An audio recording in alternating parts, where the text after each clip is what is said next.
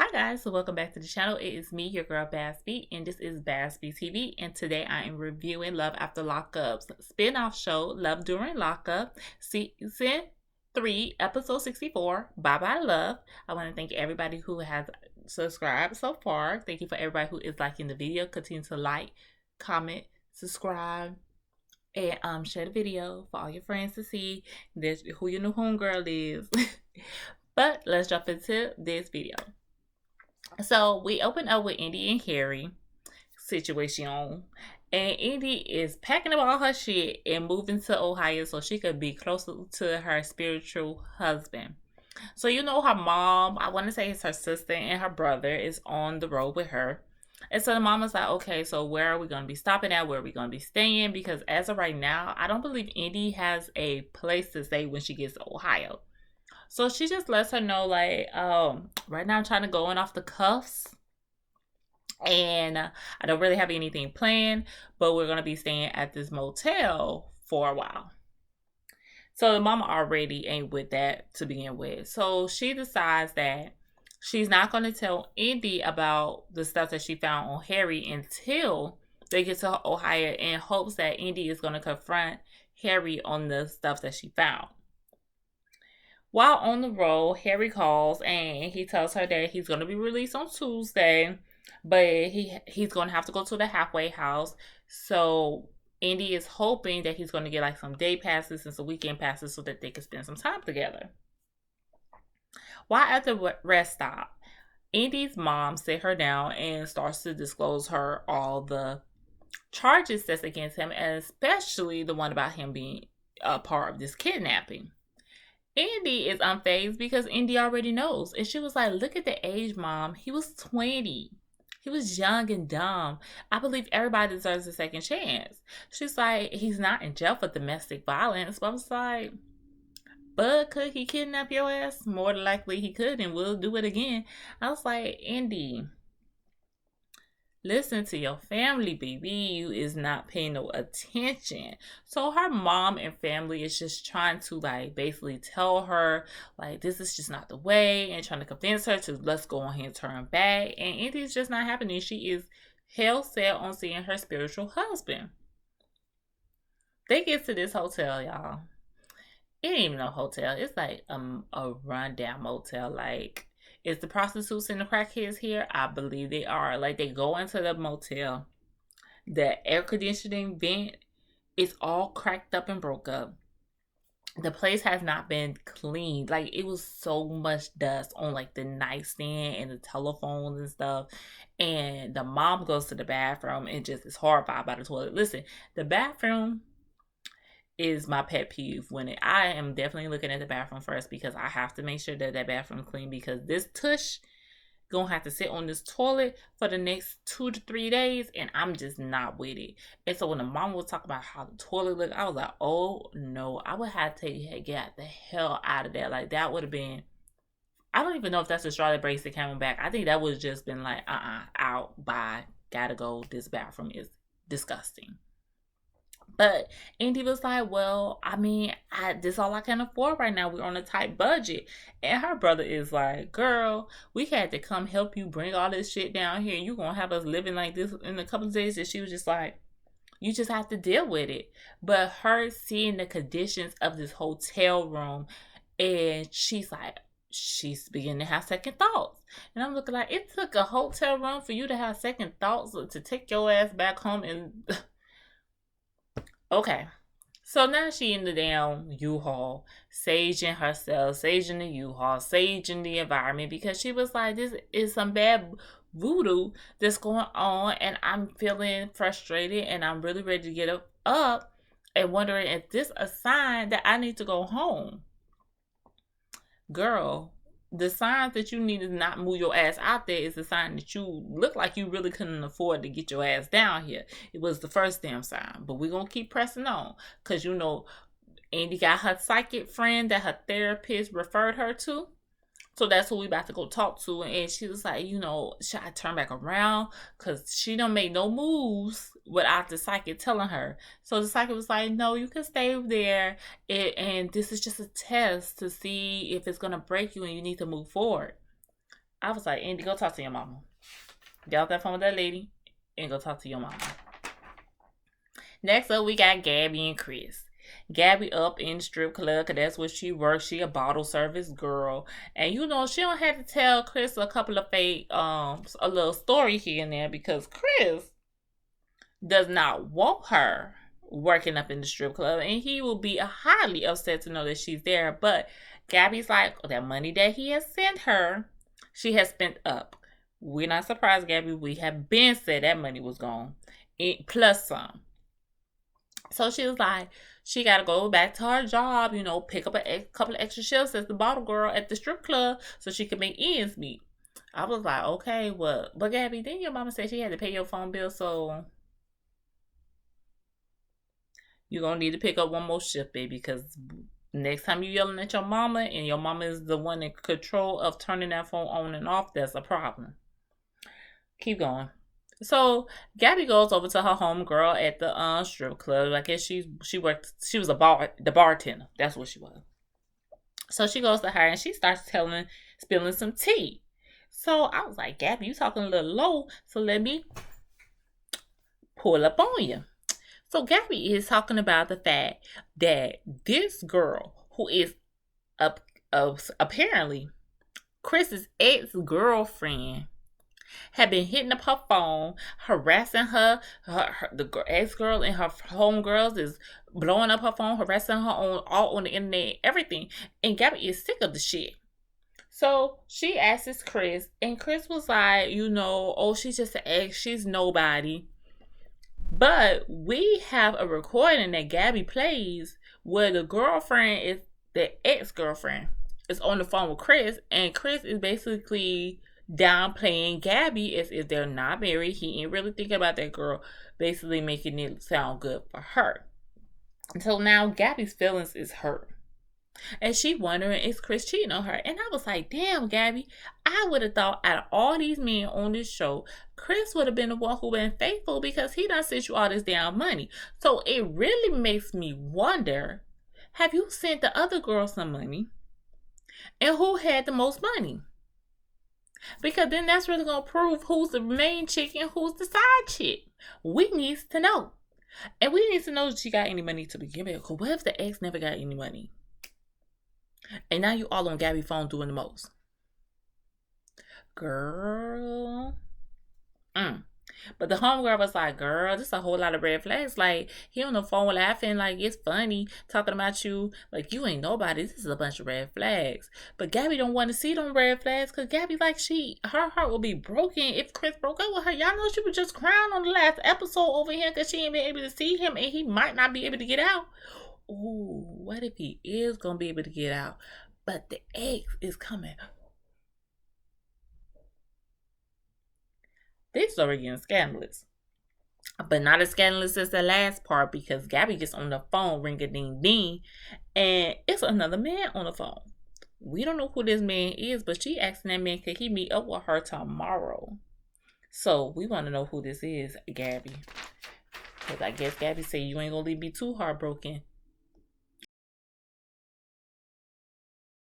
So next up is Haley and Darlton, and she on the phone with Darlton, and Darlton asking her, what do she have planned for the night? And she was like, oh, you know, not much, if anything, just going to be chilling. And that's a lie because Haley planned on going out tonight with her homegirl from the job. And she has to tell Darlton these little white lies because Darlton has a little jealousy in him. And he don't like it when she go out. And I was like, red flags. Red flags, honey. Don't. You're too young for that. So she pulls up on her friend. The friend's it's a girl, but you definitely gave me that she, you know, on the gay side, because I was like, okay, she looking real butch. That's what y'all call her, right? Butch. The white studs. She looking real butchy. So I was like, because just before she hopped out the car, Haley was like, you know, she a promiscuous girl. You know, Nelly Furtado style. So I was like, I'm not promiscuous, girl. And she's like, yeah, and it's hard not being able to have sex. I was like, girl. And so then when she pulled up and homegirl was sitting there looking like that, I was like, is she pulling a Donna for Black Ink Crew and is about to tell me that eating ain't cheating? Because that's what it was giving me for a second. But we're going to keep pressing on. So she tells her friend, you know, how she having to lie to be able to get out because Darlton really don't like that. And her friend is just telling her, like, this is crazy. Like, if he wants you basically locked up with her. And I was with him. And I was like, you know. So she starts telling a friend about Darlton not liking her going out and all this and everything else. And the friend's like, but that's silly. Like, it's like he wants you on lockdown just like him. And when she said that, it reminded me back to Yandy and Mandisi's issue, where Mandisi would get really mad when he see Yandy posting pictures of her being out at the clubs and stuff. And it's like, when they're doing this bid, they want you to do the bid too. So Haley, why he locked up not able to do nothing, he wants you locked up and not able to do nothing. So the friend was like, if the shoe was on the other foot and I'm sitting here telling you about my locked up boo thing and all the shit that he's doing to you, she do to me, how would you feel? And she was like, I would say that you're really stupid. And Haley, you should see that your ass is being real stupid too. But you know, it's always easier to see the fault in other people than to see the fault in yourself. So the next day, we meet up with mom and her son. They at this little vegan spot making s'mores. And I was like, I wish they had something like that here in my area, because I would definitely go with me and my daughter. Would go make some s'mores and eat 2-3 of them, because I love s'mores. But in the midst of them talking, here go Darlton calling. Darlton done called and he was like, so what you did last night? And Haley done spilled the beans and she done went out to, I guess, she said like it was a club or something, but they looked like they were kind of like at the bar or restaurant. And this just pisses Darlton off. Oh my gosh, like he got so mad. He was like, I had a gut feeling that when you told me you was just going home to chill, that she was going to do way more than that. And I could tell when people lying to me, and this is making me not be able to trust you and all this other shit. And I was like, God damn, Darlton, it's not that fucking serious. She went out for drinks with a friend. And she was like, well, I have to have a life too. And he's just rah, rah, rah, rah, rah. And hangs up the phone. So she goes back to her mama and explains to her mom what happened. And you know mama ain't trying to hear that shit. And she was like, he treats you so badly. And she's like, but it's so many good things to him. And she was like, well, do the good outweigh the bad? And Haley was just like, I love him. That told me that was a no. I don't feel like you do, because that should have been a clear yes if it wasn't. But anyway, so then she's just sitting there with the boo-boo face, because I'm like, Haley, you is not an ugly girl. Hey, yo, you got a cute little son. He seemed well-behaved. You got your mama helping you. Good relationship with your baby daddy. Like, you can get you somebody else.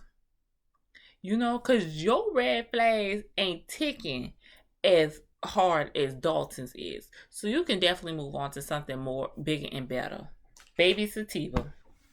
Santiba hopped on this thing, getting riggedy, and she talking to Talsey, and she was talking to Talsey. Yeah, she was talking to Talsey, but they wasn't talking about nothing. So she starts telling us how Talsey used to talk to another girl before he was talking to her, and when they became very serious, Talsey said that he stopped talking to the other girl. Now, Santiba, my overthinking self would have felt like, okay, now I know you was talking to somebody else, but you say you don't talk to them no more. But now it's time for you to get out, and I'm asking, well, I'm telling really that I'm gonna come pick you up, and you telling me, oh no, don't pick me up. Santiba, find out where that other girl from. Because she down there in Florida, that's who's going to pick him up. And you might as well save your gas. Because I didn't know Santiba was all the way in Maine. I must have missed that part. Because when that girl was talking about that she going down there regardless to go pick up Talsey. And she don't care that she's having to drive from Maine all the way to Florida and is going to have to drive right back. Because those hour or two that she will have with him will be totally worth it. Bitch, not with my fucking gas. You know how high gas is? I live in the South. And gas is fucking high. So I know up there in Maine, it got to be higher. I'll be damn. Got me. So Santiba mama comes through and she talking to Santiba, trying to figure out what Santiba got going on today. And Santiba lets her know, oh, I'm just getting everything wrote down on what I need for me to go down to Florida. And she said, well, what you going to Florida for? And that's what she tells her mom that Talsey is about to get out. Mama ain't trying to hear this shit. Like, she feels like Santiba is always choosing the wrong man, and this is just one more man that she done chose wrong. So she was like, well, Santiba, what will happen if you get down there and this man don't want to be with you? And Santiba like, that's just a risk I have to take. And I was like, girl, not with the fucking gas prices the way they is. You need to have confirmations before you get your ass on the road, especially from that far. So the mom starts asking, have you lent him any money? And Sissy was like, yeah, I don't send him money. I don't send him like a couple of thousands. And Mama ain't say this to Santiba, but Mama told us in a little side interview that basically how the hell Santiba sending money, and I just had to help her out financially not too long ago, but you got money to go send to this man. So Santiba, I hope you know the last loan was probably the last loan. Cause Mama didn't seem like she was too happy about that. And if I was Mama, I wouldn't be happy about that either. So the mother's like, you're just sitting here buying love. And she's like, well, that's just a risk I have to take, but I really love him. And I was like, Santiba, you too old for this to be this damn naive. Girl, next up was Ty and Heidi. Then they brought the heat for the episode. Ty is telling her co-worker about, her date that she had and how, she liked it, but the co-worker could tell that Heidi's probably not going to call this man again because he's not a jailbird. And Heidi let us know that she has talked to over 500 inmates, which makes me wonder, do Heidi date the men while they're in jail, and as soon as they get out, do you dump them? Because then they'll officially be a free man, and you just feel like you have a better connection with men in jail. Is this how we got to the 500 mark? This is crazy, Ty. You got a little problem. So while she's talking to her co-worker, Heidi calls. So, we got to step off because we got to see what the hell Heidi talking about. Heidi's like, I don't know what Boston got going on. This bitch tripping. La la la la la la. And so Santiba's not Santiba. Santiba, that your section was, we just finished your section. This Ty we talking about now. So Ty asks him, well, are you leading this girl on? And Heidi's like, no, we used to be friends. We've been friends for 12 years. Now, I ain't gonna lie. We were fucking like 4 years ago.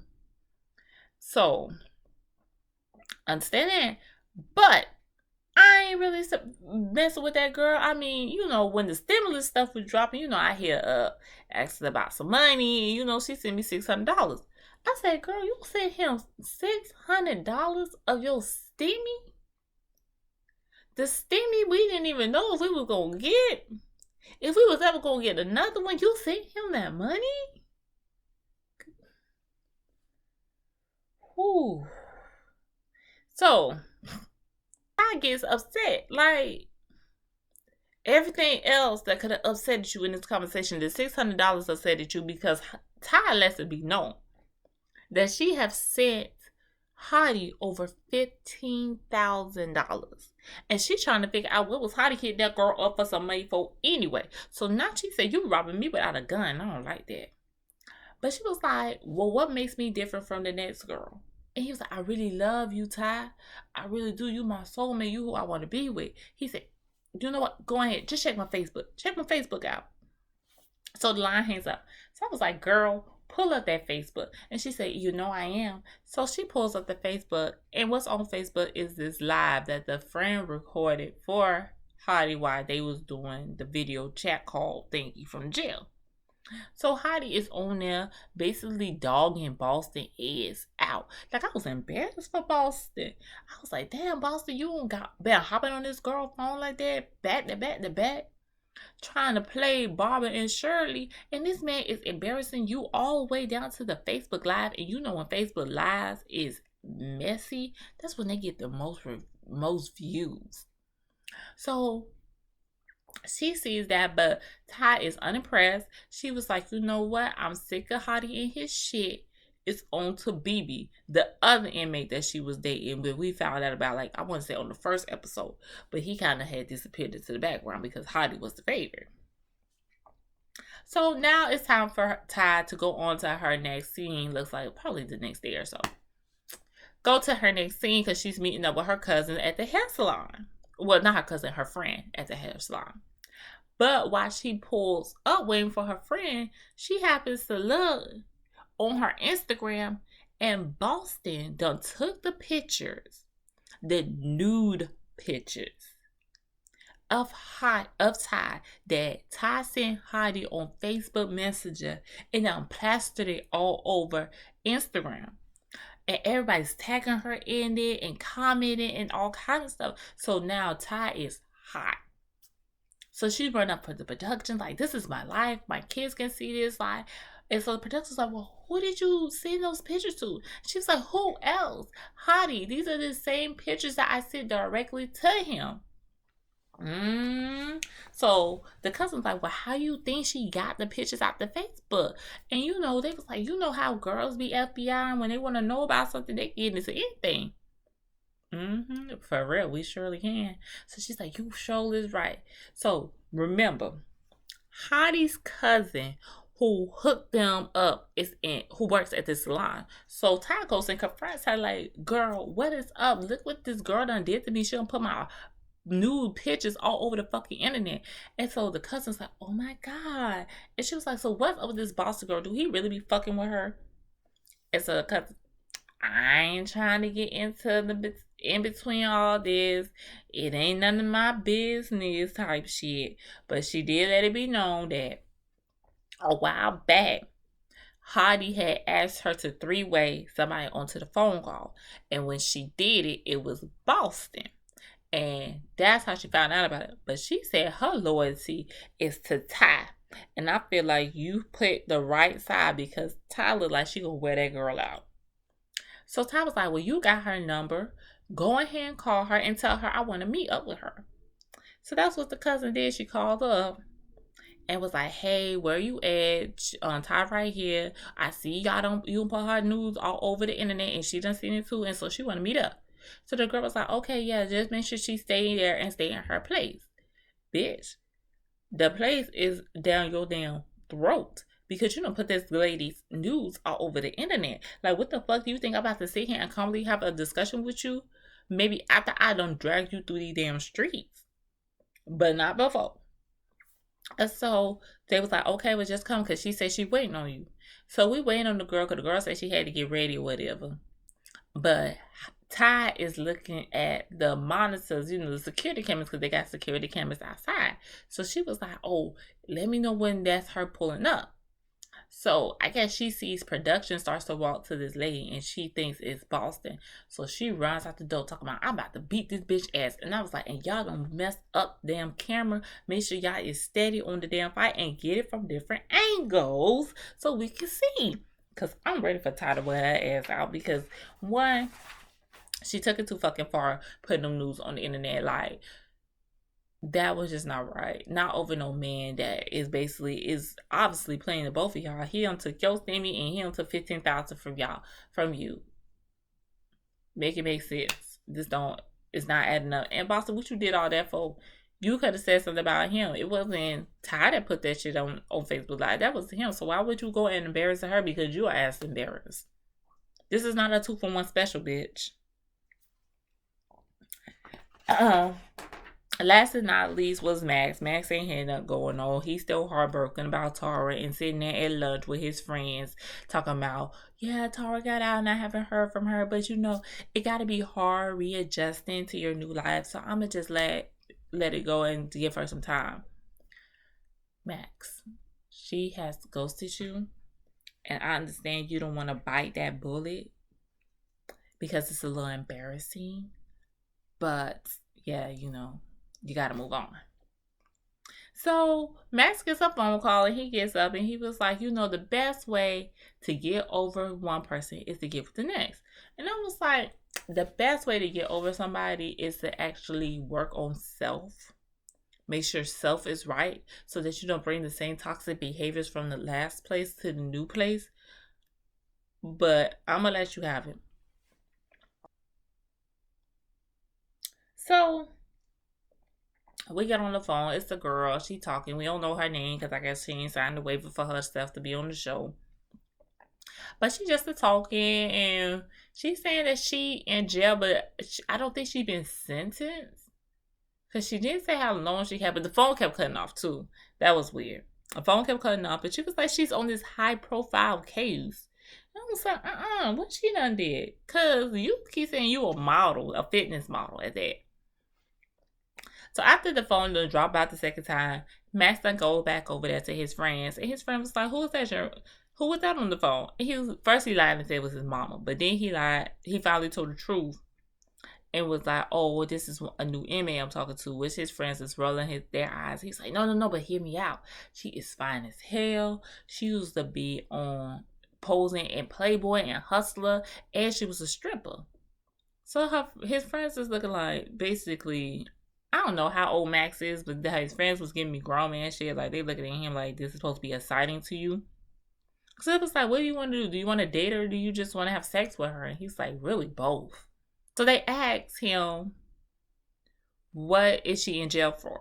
And Max said that he don't know, and he really don't want to know right now until after he gets to know her, because he does not want to have prejudgment on her. And it was like, I don't think that's a good idea, Max. I think you should really find out what these people in jail for before you start committing. So guys, that was it for the show. The rest of the season looks very exciting. I'm very excited about that. I'm excited for Love After Lockup starts up too in March. So y'all stick around with me, because y'all know I'm going to review it. You know I'm going to be back next week. I'm also going to be doing Janet Jackson's documentary series that's coming on this weekend. It's just going to be behind because Love After Lockup came first for me on my list. And then don't forget on Monday nights that we do the Loving Hip Hop family reunion that usually gets posted on Tuesday. And until next time, bye guys.